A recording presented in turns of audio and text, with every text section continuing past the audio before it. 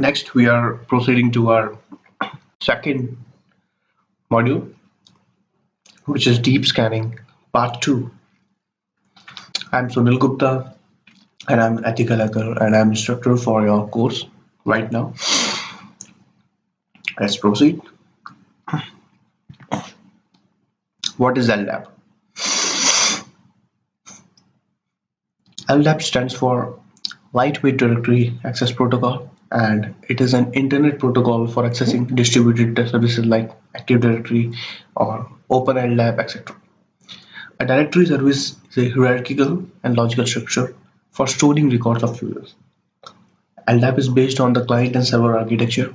LDAP transmits over TCP and information is transmitted between client and server using basic encoding rules.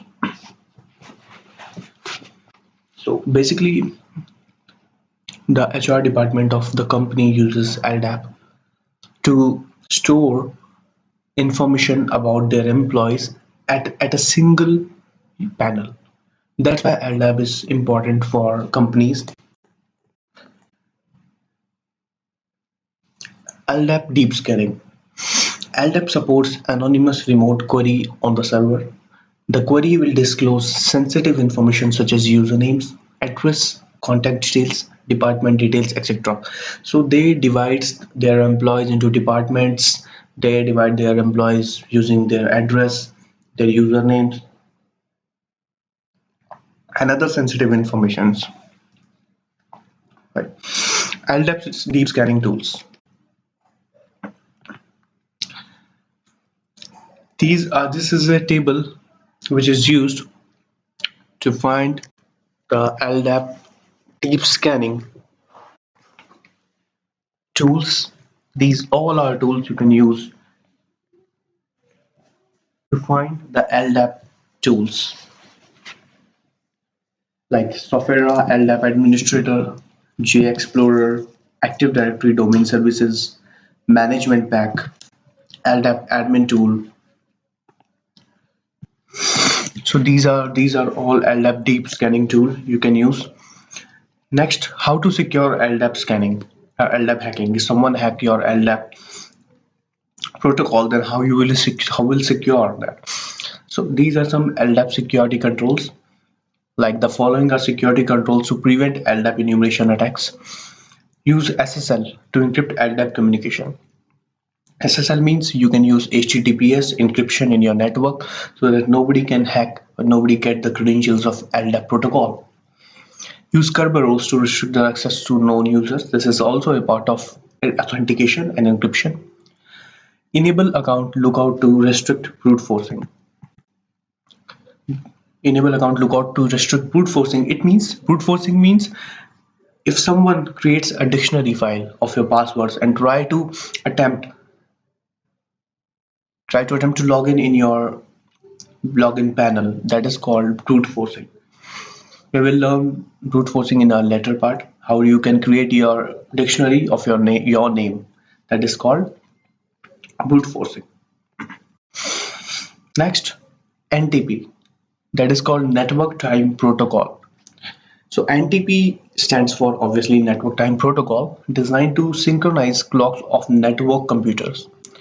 NTP can achieve accuracies of 200 milliseconds or better in local area network under ideal conditions.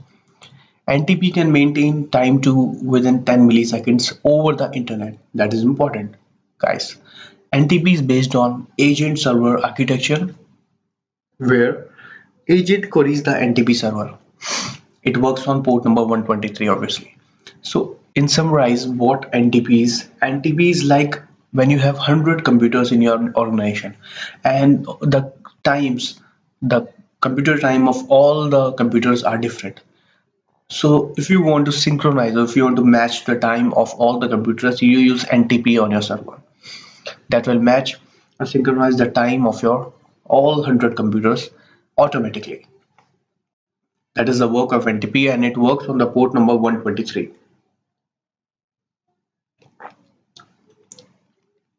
NTP deep scanning. An attacker can enumerate the following information by querying NTP server. List of hosts connected to NTP server. Obviously, all computers will be connected to NTP server. That's why it is important to secure your NTP. Inner class addresses, host names and operating systems used by computers. Next, NTP scanning tools. These are some. These are not actually tools. These are some commands of NTP, like NTP trace, NTPDC, NTPQ, and all. Query to determine from where the NTP server updates its time and traces the chain of NTP servers from a source. NTPDC. Query the NTP daemon about its current state and to request changes in the state. NTPQ. Monitors NTP daemon, NTPD operations and determine performance.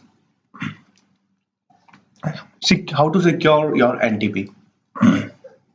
If somebody asks you, you have NTP server and you're trying to synchronize all the clocks of computers, then how will you secure that? Tell me three reasons. So the following are the security controls to prevent NTP enumeration attacks, like restrict the uses of NTP and enable the use of NTP SAC where possible. NTP SAC is the updated version of NTP and you should use that in your network. Filter the traffic with IP tables. Yes, it is also important. Enable logging for the messages and events. Yes, you should enable the messages and events, like if someone intrudes in your server, so that his event should be in our events and messages content. So this is how you can secure the NTP server, by enabling some important techniques in our server. So this is the NTP server, SNMP, SMTP, and all NetBIOS deep scanning. In the next video, we will learn and complete our deep scanning theory part.